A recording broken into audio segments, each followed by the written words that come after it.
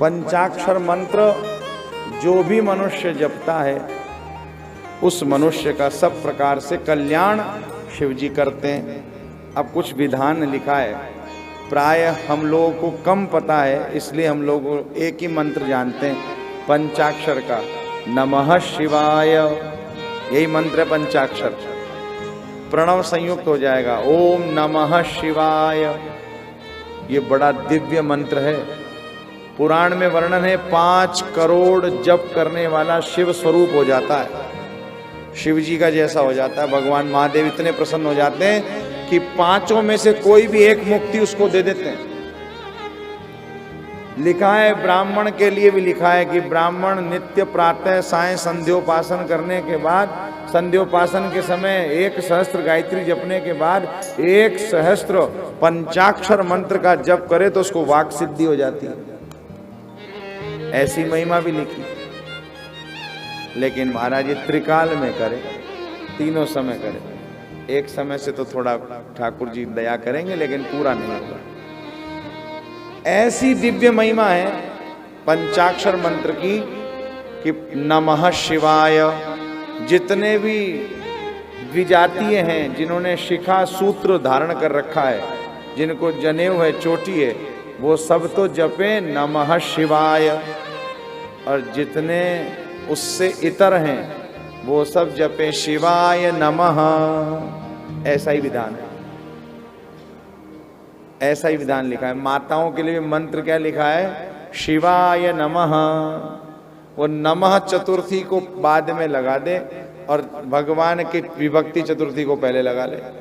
और जप में पहले द्विजातीय यज्ञोपवीतधारी पहले नमः लगाए, बाकी सब बाद में नमः लगाए, ऐसा वर्णन।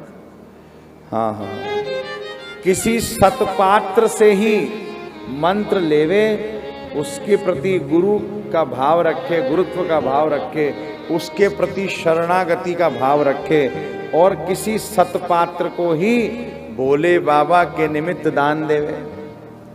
पात्र का चयन अवश्य करे, क्यों कि पतनात्रायते इति पात्रं शास्त्रे प्रयुज्यते।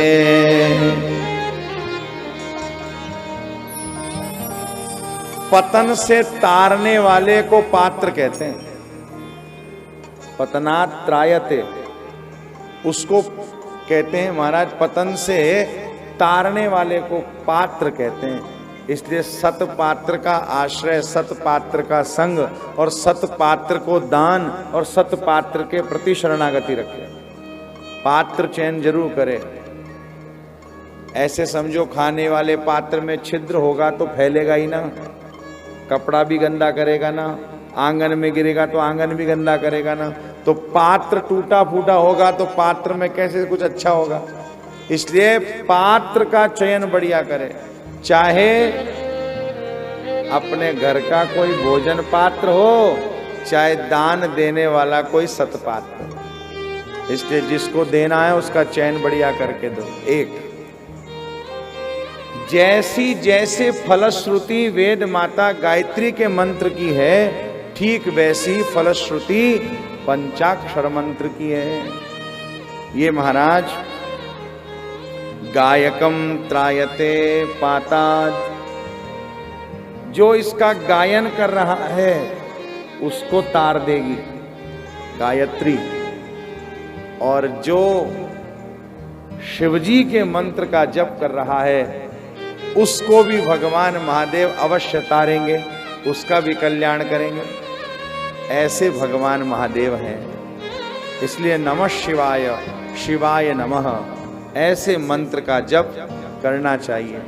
और महाराज इस मंत्र के इतर में परम श्रद्धे प्रातः स्मरणीय अनंत श्री संपन्न जयपुर में जिन्होंने अपने खूब शिष्यों को उपदेश किया, ऐसे व्यास जी महाराज, आज भी जिनकी मंदिर की डेली का पूजन, घर की डेली पूजी जा रही है, ऐसे व्यास जी महाराज, ऐसे व्यास जी महाराज कहते थे अपने परिकर से कि तुम ओम शिव ओम, ओम शिव ओम।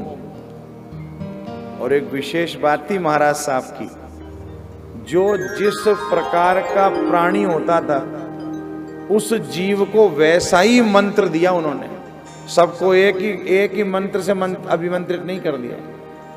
जैसा जीव जिस परमात्मा को प्राप्त कर लेगा, जिस परमात्मा का भगत है, जिस परमात्मा के मार्ग में जाने वाला है। महाराज उन व्यास जी महाराज की ऐसी महिमा थी कि वो उसको वैसा ही मंत्र दिए। किसी को राम जी का, किसी को कृष्ण जी का, किसी को शिव जी का।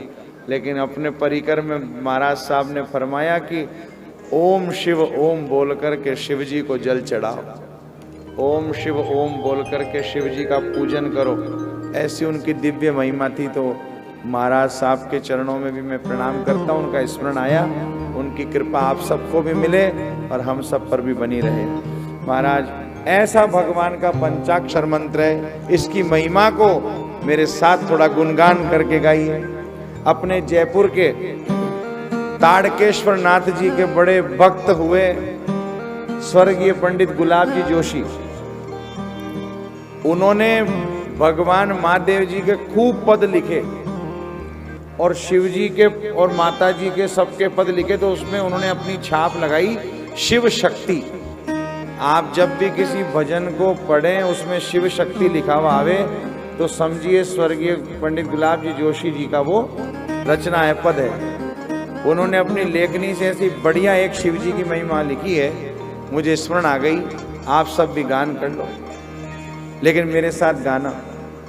वो ताड़केश्वर जी के और भगवती राजराजेश्वरी जगदम्बा के बड़े निष्ठावान भक्त हुए और खूब माता जी के भजन और खूब बाबा जी के भजन गाए उन्होंने।